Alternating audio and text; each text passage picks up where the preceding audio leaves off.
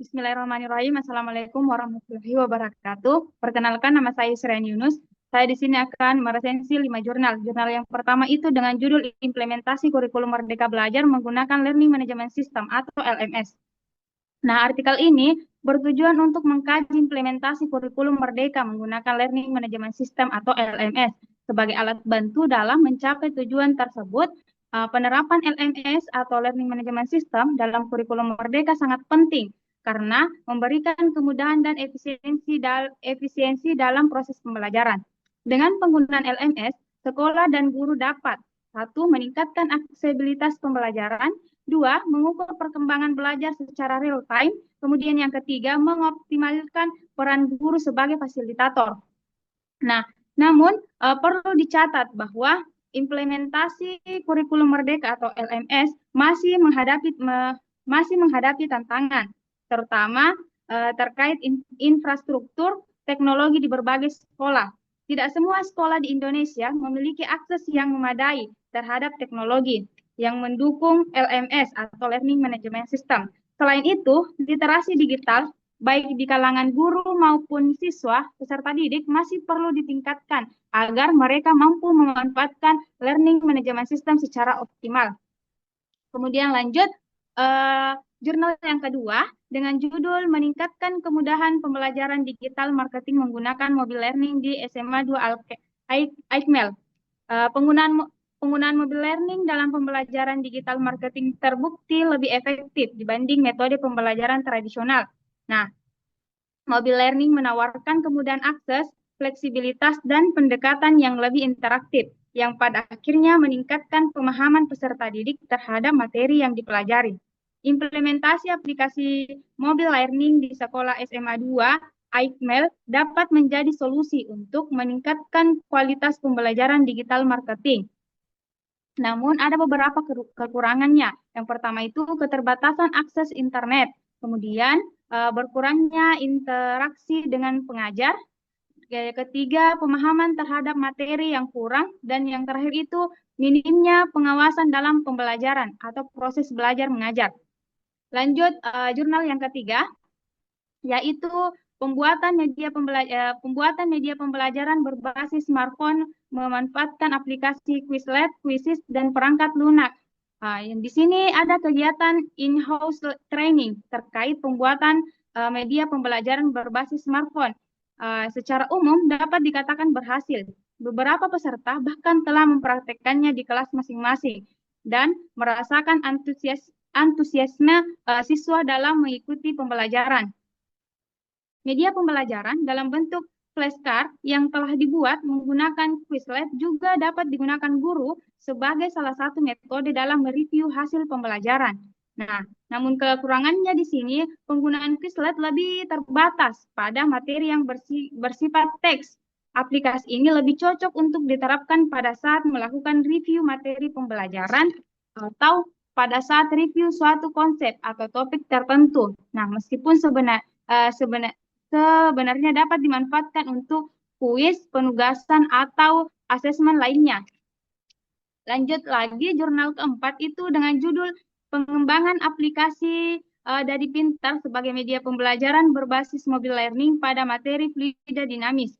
Nah, kelebihannya di sini, dalam konteks pembelajaran di era endemik ini, media berbasis teknologi seperti aplikasi Dadi Pintar memiliki peran yang sangat penting. Aplikasi ini memungkinkan peserta didik belajar secara mandiri, di mana mereka dapat mengakses materi pelajaran sesuai dengan jadwal dan kemampuan mereka sendiri. Nah, fleksibel ini tidak hanya membantu siswa dalam mengolah waktu, tetapi juga memberikan kesempatan untuk belajar secara lebih mendalam dan berulang tanpa terbatas oleh waktu dan tempat. Namun di sini kekurangannya, tanpa dukungan guru yang tepat, aplikasi ini sulit untuk membantu peserta didik mencapai hasil belajar yang lebih baik dan sulit untuk memahami materi-materi yang rumit.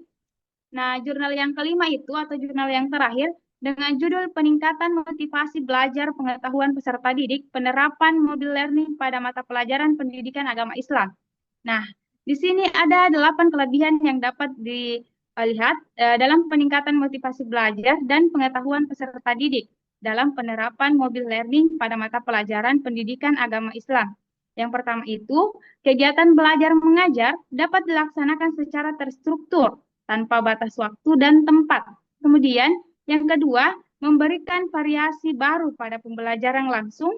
Kemudian yang ketiga, meniadakan hal-hal yang terkesan sangat formal dan menjadikan peserta didik interest dalam kegiatan belajarnya. Kemudian yang keempat, mensupport pembelajaran numerasi, literasi, dan bahasa. Dan yang kelima, memberikan pengalaman belajar yang relevan dan nyaman bagi individu maupun kelompok. Dan yang keenam, menghilangkan penyakit buta teknologi dengan penggunaan smartphone dan pembelajaran. Yang ketujuh, membantu generasi muda milenial fokus belajar pada jangka waktu lebih lama. Dan yang terakhir, meningkatkan citra diri dengan konfidental dalam belajar. Adapun kekurangan dari jurnal ini sering terjadi penyalahgunaan penggunaan handphone, misalnya peserta didik membuka aplikasi yang lain ketika belajar, kemudian guru juga lebih suka menjelaskan secara langsung. Mungkin itu yang dapat saya sampaikan, lebih dan kurangnya mohon dimaafkan. Assalamualaikum warahmatullahi wabarakatuh. Bismillahirrahmanirrahim. Assalamualaikum warahmatullahi wabarakatuh. Perkenalkan, nama saya Yusrian Yunus. Saya di sini akan meresensi 5 jurnal. Jurnal yang pertama itu dengan judul Implementasi Kurikulum Merdeka Belajar Menggunakan Learning Management System atau LMS.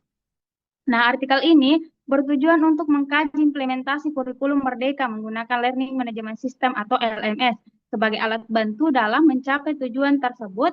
Penerapan LMS atau Learning Management System dalam kurikulum merdeka sangat penting karena memberikan kemudahan dan efisiensi dalam proses pembelajaran. Dengan penggunaan LMS, sekolah dan guru dapat: 1. Meningkatkan aksesibilitas pembelajaran, 2. Mengukur perkembangan belajar secara real time, kemudian yang ketiga, mengoptimalkan peran guru sebagai fasilitator. Nah, namun perlu dicatat bahwa implementasi kurikulum merdeka atau LMS masih menghadapi tantangan, terutama terkait infrastruktur teknologi di berbagai sekolah. Tidak semua sekolah di Indonesia memiliki akses yang memadai terhadap teknologi yang mendukung LMS atau Learning Management System. Selain itu, literasi digital baik di kalangan guru maupun siswa peserta didik masih perlu ditingkatkan agar mereka mampu memanfaatkan Learning Management System secara optimal. Kemudian lanjut, jurnal yang kedua dengan judul Meningkatkan Kemudahan Pembelajaran Digital Marketing Menggunakan Mobile Learning di SMA 2 AIKMEL. Penggunaan mobile learning dalam pembelajaran digital marketing terbukti lebih efektif dibanding metode pembelajaran tradisional. Nah, mobile learning menawarkan kemudahan akses, fleksibilitas, dan pendekatan yang lebih interaktif, yang pada akhirnya meningkatkan pemahaman peserta didik terhadap materi yang dipelajari. Implementasi aplikasi mobile learning di sekolah SMA 2 AIKMEL dapat menjadi solusi untuk meningkatkan kualitas pembelajaran digital marketing. Namun ada beberapa kekurangannya. Yang pertama itu keterbatasan akses internet, kemudian berkurangnya interaksi dengan pengajar, ketiga pemahaman terhadap materi yang kurang, dan yang terakhir itu minimnya pengawasan dalam pembelajaran atau proses belajar mengajar. Lanjut, jurnal yang ketiga yaitu pembuatan media pembelajaran berbasis smartphone memanfaatkan aplikasi Quizlet, Quizizz, dan perangkat lunak. Di sini ada kegiatan in-house training terkait pembuatan media pembelajaran berbasis smartphone. Secara umum dapat dikatakan berhasil. Beberapa peserta bahkan telah mempraktekkannya di kelas masing-masing dan merasakan antusiasme siswa dalam mengikuti pembelajaran. Media pembelajaran dalam bentuk flashcard yang telah dibuat menggunakan Quizlet juga dapat digunakan guru sebagai salah satu metode dalam mereview hasil pembelajaran. Nah, namun kekurangannya di sini penggunaan Quizlet lebih terbatas pada materi yang bersifat teks. Aplikasi ini lebih cocok untuk diterapkan pada saat melakukan review materi pembelajaran atau pada saat review suatu konsep atau topik tertentu. Nah, meskipun sebenarnya dapat dimanfaatkan untuk kuis, penugasan, atau asesmen lainnya. Lanjut lagi, jurnal keempat itu dengan judul Pengembangan Aplikasi dari Pintar sebagai Media Pembelajaran Berbasis Mobile Learning pada Materi Fluida Dinamis. Nah, kelebihannya di sini, dalam konteks pembelajaran di era endemik ini, media berbasis teknologi seperti aplikasi Dadi Pintar memiliki peran yang sangat penting.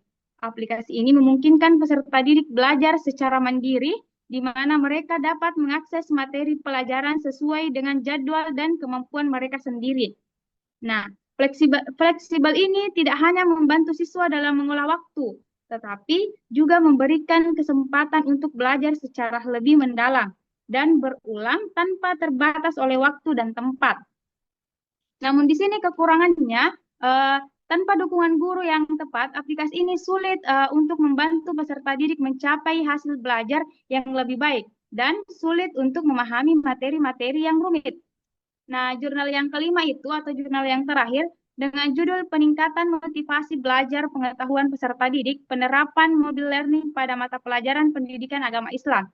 Nah, di sini ada 8 kelebihan yang dapat dilihat dalam peningkatan motivasi belajar dan pengetahuan peserta didik dalam penerapan mobile learning pada mata pelajaran pendidikan agama Islam. Yang pertama itu, kegiatan belajar mengajar dapat dilaksanakan secara terstruktur tanpa batas waktu dan tempat. Kemudian, yang kedua, memberikan variasi baru pada pembelajaran langsung. Kemudian yang ketiga, meniadakan hal-hal yang terkesan sangat formal dan menjadikan peserta didik interest dalam kegiatan belajarnya. Kemudian yang keempat, mensupport pembelajaran numerasi, literasi, dan bahasa. Dan yang kelima, memberikan pengalaman belajar yang relevan dan nyaman bagi individu maupun kelompok. Dan yang keenam, menghilangkan penyakit buta teknologi dengan penggunaan smartphone dan pembelajaran. Yang ketujuh, membantu generasi muda milenial fokus belajar pada jangka waktu lebih lama. Dan yang terakhir, meningkatkan citra diri dengan konfidental dalam belajar. Adapun kekurangan dari jurnal ini sering terjadi penyalahgunaan penggunaan handphone. Misalnya peserta didik membuka aplikasi yang lain ketika belajar, kemudian guru juga lebih suka menjelaskan secara langsung. Mungkin itu yang dapat saya sampaikan, lebih dan kurangnya mohon dimaafkan. Assalamualaikum.